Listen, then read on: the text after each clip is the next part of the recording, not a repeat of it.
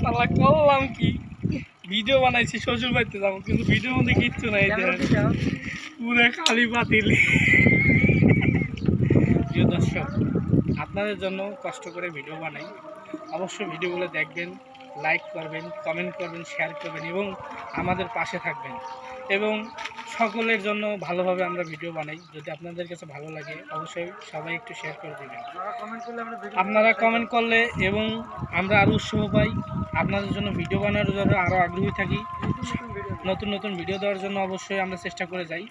এই জন্য আপনাদের জন্য ভিডিও বানালাম আজকে। আমার ভিডিওর নাম হচ্ছে শ্বশুর বাড়িতে যাবো আমি মিষ্টি লয়ে, কিন্তু মিষ্টি লয়ে যা করলাম না, ভাজতে আমাদের দিছে ভিজায়া।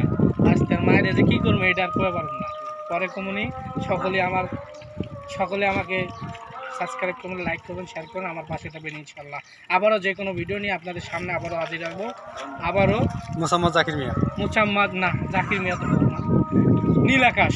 আমার আইডির নাম হচ্ছে নীল আকাশ। সবাইকে আসসালামু আলাইকুম। আবারও যে কোনো ভিডিও নিয়ে হাজির হব নীল আকাশ টিমে, সকলেই দেখবেন।